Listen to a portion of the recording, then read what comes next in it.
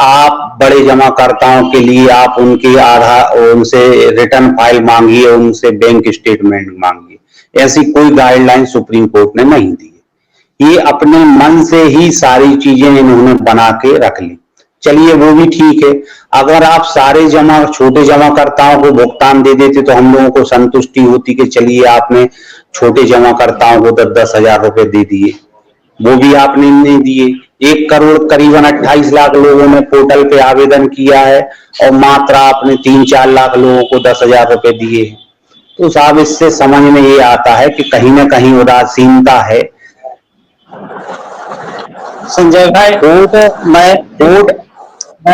मैं इसका एक उदाहरण बता सकता हूँ। सहारा मैनेजमेंट और सरकार चाहती है कि जितने भी एजेंट है बचे हुए हैं वो सब मर जाए। जानते हैं हम लोगों का प्रेशर बढ़ा दिया है ये डिफेंस ही। हमने 217 को पोर्टल पर ऑनलाइन करवा के आवेदन किया था, मात्र 2 आदमी का पैसा आया है, समझे। और पैसा नहीं आ रहा है जिसके कारण जमाकर्ता हर कार्यकर्ता को खोज खोज के बीपी टेंशन बढ़ा रहा है जो आप ऑनलाइन करवाया पैसा नहीं आया। तो इससे तो प्रेशर में हमारे जैसा एजेंट है कितना फिर मर जाएंगे ना। देख रहे हैं पूरे भारत में एजेंट को खोज रहा है जमाकर्ता, एकदम दुबिया बार के खोज रहा है कि कहाँ है आपने पेपर मेरा कैसे जमा किया जो वहां नहीं बता रहा है, आप पैसा खा गए हैं। बताइए, ये हम लोगों का प्रेशर न बढ़ा रहा है सहारा, चाहे वो सरकार के तरफ से चाहे सहारा मैनेजमेंट के तरफ से। इसमें अभी जो मैनेजमेंट को चाहिए था जो कम से कम एजेंट का प्रेशर न बढ़ाए, चूंकि बहुत ऐसा जमा करता है जिसको पढ़ने लिखने नहीं आता, वो हम लोगों को पकड़ के ले जाता है साइबर कैफे में, और साइबर कैफे वाले को 100-200 रुपए पेपर के हिसाब से ऑनलाइन करवाते हैं, उसके बाद भी पैसा नहीं आता है, उल्टे आ जाता है डिफेंसी का मैसेज। बताइए ये हम लोग कैसे रहे। राजीव जी आप कहाँ से बात कर? हम मुजफ्फरपुर बिहार से बोल रहे हैं। अच्छा सर, मैं बता रहा हूँ सर। जी मुकेश जी बोलिए। लाइन में जो सभी को मेरा नमस्कार और नवरात्रि की सभी को शुभकामनाएं। सर, इसका एक ही तोड़ हो सकता है, जिस तरह से पहले सीआरसी में जो कंप्लेन होती थी, जो सारा जितना भी पेमेंट होता था, हर जमाकर्ता अपना डेटा भेज के सारा केवाईसी की कॉपी करके और अपना अकाउंट नंबर सारा सीआरसी को कंप्लेन करता था। तो सर उस समय जितना भी पैसा होता था उस कंप्लेन का सारा पैसा एक साथ आ जाता। वहां ना तो आपको पैन कार्ड, ना तो आपको वहां पे बैंक पासबुक चाहिए थी, ना आपको सर्टिफिकेट वहां ओरिजिनल भेजना, और ना रिटर्न की कोई कॉपी भेजनी थी। वहां जैसे कंप्लेन किया, महीने 2 महीने में जितना भी होता सारा पेमेंट जमाकर्ता को ऑफिस के द्वारा चेक बाय चेक दे दिया जाता था। मैंने खुद ने भी 25 लाख रुपए उठाए थे जमाकर्ताओं के। मैंने अपना 1 रुपया नहीं उठाया, उसमें सिर्फ जमाकर्ताओं के 25 लाख रुपए तक का कंप्लेन करवाया था। उसमें ऐसे ऐसे जमाकर्ताओं जिसके 10 दिन के अंदर भी पैसे आ गए। सर तरीका तो सही है, ये पोर्टल से तो कुछ नहीं होगा और ना ऑफिस से होगा। ये जो सीआरसी से जो कंप्लेन, अगर वही सिस्टम वापस चल जाए सीआरसी वाला, तो उससे सारे जमाकर्ताओं का भुगतान तुरंत हो जाएगा और बहुत जल्दी फास्ट हो जाएगा। बाकी तो पोर्टल से पूरी जिंदगी मर जाएगा, आदमी पैसा नहीं मिल पाएगा। और ना ऑफिस खोल के, अगर आज 1 महीना लमसम होने आ गया, सहारा ने कोई शुरुआत की, एक मतलब 1% भी शुरुआत कहीं से नजर नहीं आई सहारा की ओर से। सर सहारा ने तो हमेशा डुबाने का काम किया है।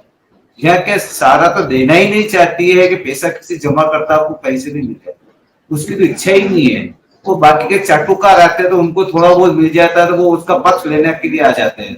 बाकी तो आप सहारा से सोचो तो वो तो 1%। अभी कहीं वो बोले ऑफिस खुलेंगे, कहाँ खुले ऑफिस?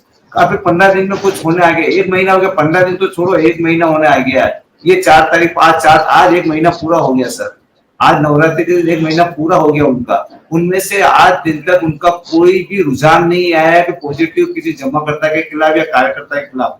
आज कार्यकर्ता मर रहा है, पोर्टल के माध्यम से कार्यकर्ता बहुत ज्यादा मर रहा है। कार्यकर्ता जमाकर्ता को साथ में लेके जाता है, 1 बार ले जाता, 2 बार, अब बार जमाकर्ता को परेशानी होती है उससे। जमाकर्ता को ले जाके कार्यकर्ता परेशान हो रहा है, कार्यकर्ता के ऊपर आती है बार बात, क्योंकि जमाकर्ता का पैसा कार्यकर्ता ने जमा कराया था सहारा में। आज उस पैसे को लेने के लिए जमाकर्ता को बार बार पकड़ रहा है कार्यकर्ता भी बेचारा छुप छुप के रह रहा है। आज जमाकर्ता को एक बार ले गया, उसका डिफेंस ही आ गया वापिस। अब बार बार उस जमाकर्ता के पास कैसे जाएगा और बार बार पैसा कैसे देगा जमाकर्ता को? बार बार वो कैसे बोलेगा कि आपका पैसा वापिस है? वो डिफेंस ही निकालने ले जाए। अब दो बार डिफेंस ही निकालने के बावजूद भी पैसा नहीं मिला। आज कार्यकर्ता की हालत सबसे ज्यादा खराब है, जमाकर्ता से भी ज्यादा खराब कार्यकर्ता की हालत है। कार्यकर्ता का तो घर दुकान है जो चल ही रही, उससे कोई फर्क नहीं पड़ा। देखिए जमाकर्ता की दुकान जो चल ही रही, उससे कुछ फर्क नहीं पड़ा। पर मर इसमें कार्यकर्ता गया। कार्य ना तो कहीं कुछ करने जैसा रहा, ना तो काम कर पाता है, ना कुछ कर पाता है। जैसे कहीं कुछ करने भी जाता है तो जमाकर्ता परेशान करने लग जाता है। आज बीच रोड पे किसी कार्यकर्ता को देख लेता है तो उसकी गाड़ी छीन लेता है। आज बीच रोड पे उसको दो लपड़ भी रख देता है, किसी के सामने हाथ भी उठा देता है, आज उसकी पेट भी पकड़ लेता है। कार्यकर्ता सबसे ज्यादा पिसारा ये सारा प्रबंधक को समझना चाहिए ऐसा। और बीमार लोग जैसे जमाकर्ता में बीमार लोगों का तो सबसे पहले करना चाहिए इनको। जिसकी बच्चियों की शादी है उनका सबसे पहले देना चाहिए, भले दूसरों का ना दे चले। जो इमरजेंसी उनको तो कम से कम पहले दे। सारा प्रबंधक में इतना नहीं है क्या? इतना समझदार नहीं है क्या? बिल्कुल बेवकूफ खड़े हुए सबके सब बिल्कुल ना समझ है क्या? उनकी आज उनके बच्चे, आज मैं ये ओपी श्रीवास्तव के जब पोता हुआ था तो पूरे हिंदुस्तान में मिठाइयां बांटी। क्या वो तो ओपी श्रीवास्तव तो उसके बाप की जेब से लाया था पैसा? क्या पैसा तो जमाकर्ताओं का था ना। उसने पूरे हिंदुस्तान में मिठाइयां बांटी, हर ब्रांच में जाके मिठाई बाजी, लाइटें लगवा दी। क्या ऑफिस से उसके घर से लाया था पैसा? पैसा तो जमाकर्ता का था। आज उसका पोता हुआ तो उसने इतना सा करोड़ों रुपए का खर्च कर दिया। आज जमाकर्ता के बच्चों की शादी है या कार्यकर्ता के बच्चों की शादी है या बीमार वाला कैंसर पीड़ित है, कोई क्या किसको क्या बीमारी, उसके लिए तो 1 रुपए की राहत नहीं मिल रही है। सिर्फ इनके खर्चों में कोई कमी नहीं हो रही। आज सपना राय को कोई खर्चे कोई कमी नहीं है। आज सुब्रत राय के सुशांत राय ने वो दोनों बच्चे हैं सुब्रत राय के, वो तो राजाओं की तरह रह रहे हैं। आज बेचारा मर रहा कार्यकर्ता, उनको शर्म नहीं आ रही है 1%। उनको शर्म नाम की चीज नहीं। आज नवरात्रि का समय, लोगों को कितनी परेशानी होती है। आज त्योहार आ रहे आगे, त्योहारों में उनको कुछ नहीं मिला, 1%, 1 रुपए की राहत नहीं मिली। वो झूठा बोल के झूठे आ जाते हैं यहाँ पे चाटुकार। उनको भी शर्म आनी चाहिए। अब तो समझ जाए, शर्म करे, बेचारा लोगों की बददुआ ना ले, गरीब लोगों की बददुआ ना ले, बीमार लोगों की बददुआ ना ले। मैंने तो सिर्फ 2 क्वेश्चन किए थे इसमें, अपने चाटुकार से 2 क्वेश्चन किए थे, उसमें लाइव छोड़ के भग गए। मैंने तो सिर्फ इसी लाइव में 2 दिन पहले उनसे 2 क्वेश्चन किए थे। दोनों पर क्वेश्चन सुनने पहले भग गए। सर आपकी आवाज नहीं आ रही है। मेरी अपील है कन्हैया शाह और न्यूटन जी से, दोनों से, कि आप आए हमारे साथ जुड़े और जो क्वेश्चंस हैं उनका आंसर भी करें। मुकेश जी, मुझे अभी मैं कुछ लोगों से बात कर रहा था तो मुझे ये पता चला कि कन्वर्जन अभी भी हो रहे हैं। ये जानकारी है आपको इसका? जी सर, कन्वर्ट हो रही है, स्टार में कर रहे हैं सर, स्टार में कर रहे हैं और व्हाइट पेपर पे पैसा भी ले रही है। अभी तक भी इनको शर्म नहीं आ रही। अभी तक भी लोगों को मारने में लगे हुए, लोगों को अभी भी गुमराह करके मार रहे हैं। सिर्फ इनकी तनख्वाहों के चक्कर में लोगों को मार रहे हैं। इनकी तनख्वाह मिल जाए इनको, बाकी 100 आदमी मरे चले, पर इनको इनके 25, 30, 50 हजार जो तनख्वाह है वो इनको मिल जाए। बाकी 100-50 आदमी मरने तो उनको, उससे उनको कोई लेना देना नहीं। उनको सिर्फ उनके अपने स्वयं की चिंता है, लोगों की चिंता नहीं है।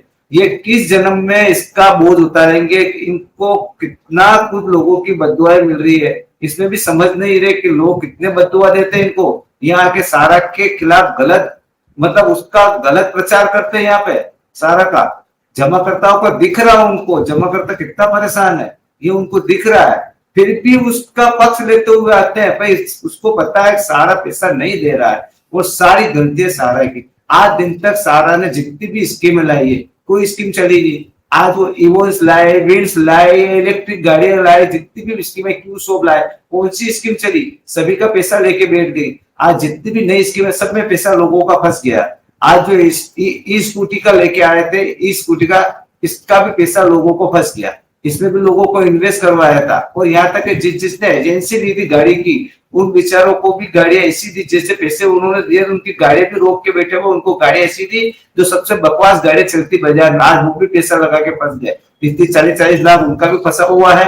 और जो लोगों ने इन्वेस्ट किया इनमें, इन्वेस्टमेंट इन्वेस्टमेंट इनमें सारे गोल्ड में इनमें सारे इन्वेस्ट के सभी के पैसे फंसे हुए, कोई स्कीम इनकी नहीं जिसमें साफ सुथरा पड़ा हुआ उनका काम, किसी स्कीम में साफ सुथरा नहीं, सभी में फंसा हुआ है और लोग परेशान है। आज इलेक्ट्रिक में जिसने इन्वेस्ट किए उनके तो पैसे वो कहाँ जाएंगे कंप्लेन करने, आज डेट मेच्योरिटी वाले कहाँ जाएंगे, डेट मेच्योरिटी वाले भी कहाँ जाएंगे, कहाँ जाए, क्या करे बेचारे, कहाँ परेशान होके फंस गए। और ये सारे चाटुकार अभी भी नहीं समझ रहे, उनको नई नई वो रीलॉन्चिंग करेंगे। अरे रीलॉन्चिंग सुब्रत राय की उसकी करता है, वो उसको जिंदा करके लाओ, रीलॉन्चिंग में उसको जिंदा करके लाओ, तो पैसा तो हम इसे ही उससे ले लेंगे। रीलॉन्चिंग कर रहे हो, शर्म नहीं है रीलॉन्चिंग, पिले का तो पैसा दे नहीं रहे हो, वापिस वो लूटने के लिए नया स्कीमें बना रहे हो सर।